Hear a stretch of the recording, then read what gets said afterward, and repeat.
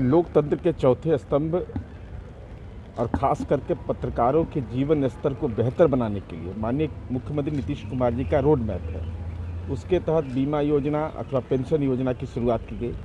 इस संदर्भ में सदन में जिन बातों को उद्धृत किया गया, तो परिवहन विभाग इस प्रस्ताव को भेजेगा। जब परिवहन विभाग प्रस्ताव भेजेगा तो उसका सूचीबद्ध होना, उसके कौन कौन से मानक होंगे, इन तमाम बिंदुओं पर विचार होगा। मतलब पत्रकार उम्मीद करे जो मिलेगा। आप इसके पक्ष में हैं? पहले विभाग का प्रस्ताव तो आने दीजिए।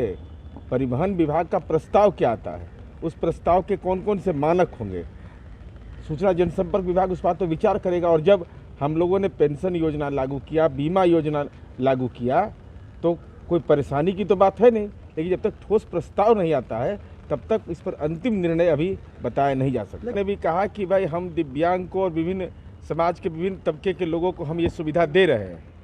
और इस संदर्भ में उन्होंने कहा कि हम इस संबंध चूँकि सूचना जनसंपर्क विभाग ही पत्रकारों के सूचीकरण का कार्य देखता है, तो स्वाभाविक रूप से जब तक उनका कोई ठोस प्रस्ताव आएगा तब इस संदर्भ विभाग निर्णय ले लेगा। नीरज जी, एक सीतामढ़ी में ओडीएफ का मामला है। न्यूज़ 18 ने दिखाया है कि कैसे पहला ओडीएफ घोषित हुआ है जिला, लेकिन वहाँ पे भ्रष्टाचार काफ़ी हुआ है, ज़मीन पे कोई ओडीएफ घोषित नहीं। देखिए, उस संबंध में तो तमाम आंकड़े उपलब्ध हैं। तो स्वाभाविक रूप से इस ग्रामीण विकास विभाग जिन तथ्यों को देखता है, तो ग्रामीण विकास विभाग ने साफ तौर पर यह प्रतिवेदित किया है कि ऐसे कोई भी मामले जो 7 निश्चय से हमारा जुड़ा हुआ मामला है, हर घर नल का हो, बिजली का हो, शौचालय का हो, ऐसे मामले पर सरकार खुद गंभीर है। इसलिए अब सच्चाई क्या है इस संबंध में ग्रामीण विकास मंत्रालय मंतव्य देगा। सर, ये प्रेमचंद मिश्रा ने कहा है कि बिहार में नालंदा मॉडल के पुलिस बहाल किए गए हैं, वही लाठी मारते हैं। ये मैं फिर सदन में मैं जब सदस्य था बिहार विधान परिषद का, उस समय मैंने प्रतिकार किया था और चुनौती दिया था। उस समय माननीय प्रेमचंद मिश्रा जी ने कहा था कि एक जिले के लोग ही आधा बहाल हो गए। तो पूरा आंकड़ा दिखाए थे ना सदन में, आंकड़ा आईना दिखा दिए थे ना कि पटना जिला में 935 लोग बहाल हुए हैं। ये भ्रमजाल पैदा करने के बारे, नालंदा तो अंतर्राष्ट्रीय ज्ञान का केंद्र है। अगर नालंदा का गौरवशाली विश्वविद्यालय जो डॉक्टर APJ अब्दुल कलाम का सपना है, अगर वह किसी को ज्ञान के बारे में आतंक फैलाना है, तो वह डॉक्टर कलाम जैसे लोग जो देश के एक धरोहर थे, उनकी आत्मा को कष्ट होगा।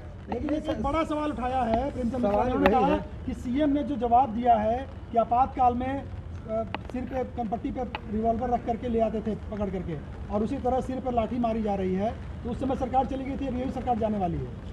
इस कबूल किए ना माननीय प्रेमचंद मिश्रा जी। इमरजेंसी का भी पता नहीं चल रहा है।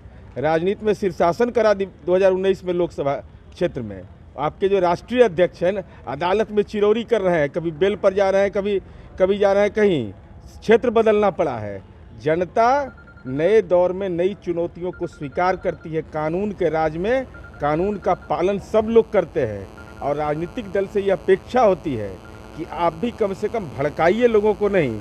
आपने मौका मिला तो किसी को तो रोजगार दिए नहीं। माननीय नीतीश कुमार जी ने रोजगार के साधन सृजित तरीके से बातों को रखना, यह सदन की अपेक्षा नहीं और लोकतंत्र में अपेक्षा नहीं की जाती।